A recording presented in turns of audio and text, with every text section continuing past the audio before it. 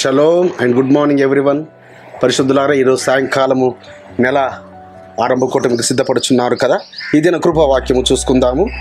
2వ రాజుల గ్రంథము 4వ అధ్యాయము 23వ వచనం. అతడు, నేడు అమావాస్య కాదే, విశ్రాంతి దినము కాదే, అతని యొద్దకు ఎందుకు పోవు అని అడగగా, ఆమె నేను పోవుట మంచిదనెను చెప్పి. ఇక్కడ అభిషక్తుడైన రెట్టింపు ఆత్మ కలిగిన ఒక ఉన్నతమైన సేవకుడైన ఎలీషా గారి యొక్క రోజులలో మరి షూనేమీరాలైన భక్తురాల గురించి వినని వారు ఎవరు ఉండరు. ఆయన యొద్దకు మరి ఎందుకు వెళుచున్నది ఆవిడ? తన భర్త అనుకుంటున్నాడు, ఈరోజు ఎందుకు వెళుచున్నావమ్మా నీవు?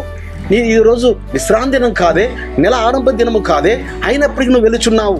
ఎందుకనగా బిడ్డలారా, ఆమె ఒక గొప్ప ఆశీర్వాదం పొందుకున్నది. దైవజనునికి ఆమె ఆతిథ్యం ఇచ్చింది. ఆ దైవజనునికి తన ఇంటి మేడగది పైన ఒక గదిని ఏర్పాటు చేసింది.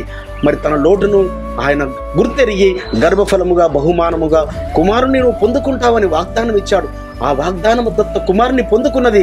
కానీ కొంత వయసు వచ్చిన తర్వాత ఆ బాబు మరి ఒక జబ్బు వచ్చి చనిపోవడం జరిగింది. ఆ సమయంలో ఆమె ఏం చేసింది? పరమ తండ్రి పాదాల చెంతను ఆశ్రయించింది. పాదాలను ఆశ్రయించి ముందుగా తన మరి ఎవరి సహాయం కొరకు తను ప్రయాణమై బయలుదేరింది. ఏ గదిలో అయితే తన ఆ దైవజనుడికి ఆ రెట్టింపు ఆత్మ కలిగిన ఎలీషా గారికి ఆతిథ్యం ఇస్తుంది, ఆ గదిలో తన కుమారుని పడుకోబెట్టి మరి తన భర్తకు చెప్పి వెళ్ళిపోతున్నది. మరి ఎందుకు గురించి వెళుతున్నది? ఆ దైవజనుడిని మరి సహాయం కొరకు, ఆయన కృప పొందుకున్నట్లుగా మరి ఆమె ఆ వేదనతో బయలుదేరిన సమయంలో ఎలీషా గారు, ఇదెందుకు నాకు మరుగు చేయబడింది అని అంటున్నాడు. ఎందుకు అనగా, సిరియా దేశంలో జరుగుతున్న సంగతులని ఇజ్రాయెల్ దేశంలో ఉండి ఎలీషా గారు చూస్తున్నారు. ఆయన సేవకుడు గేహాజీ అతని యుద్ధ నుంచి బయలుదేరి వెళ్ళి ఆ నయమాని యుద్ధ తీసుకున్న బహుమానాలను ఆయన ప్రత్యక్షంగా చూస్తున్నాడు. మరి ఆయన చుట్టూ ఉన్న అగ్ని రథములను ఈ యొక్క గేహాజీ కనులు తెరవ చేసి చూపించిన వ్యక్తి. ఇంత ఉన్నతమైన సేవకుడికి ఆ సంగతి మరుగు చేయబడింది. ఆ యొక్క షూనేమీరాలు కుమారుని మరణించిన సంగతి మరుగు చేయబడింది. అప్పుడు ఆమె వేదనతో వెళ్ళిన సంగతిని ఆయన చూసి మళ్ళీ ఆ చనిపోయిన కుమారుని తిరిగి పొందుకున్నట్లుగా ఆయన ప్రార్థన ద్వారా, ఆయన పరిశుద్ధ జీవితం ద్వారా ఆ కుమారుని మళ్ళీ తనకు అప్పగించాడు. సో ఎందుకు వెళ్ళింది ఈ తల్లి అనగా, అది నిలబడుపు దినం కాదు, అది విశ్రాంతి దినం కాదు, కానీ సహాయం కొరకు, ఆయన శ్రమలో సహాయం కొరకు, ఇబ్బందులో సహాయం కొరకు దైవజనుణ్ణి.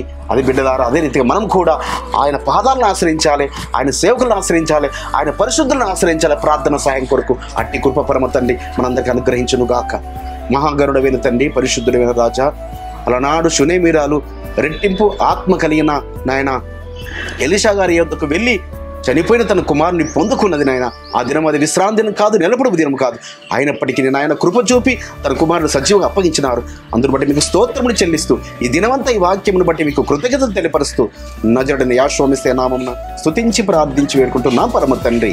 మన పరలోకపు తండ్రియు, మన రక్షకుడును విమోచకుడును నజరేయుడైన యేసు వారి దివ్య సముఖం నుంచి మీకు, మీ కుటుంబాలకు, మీ వంశాలకు శాంతి, సమాధానం, కృపయు మెండుగా కలుగునుగాక. ఆమేన్.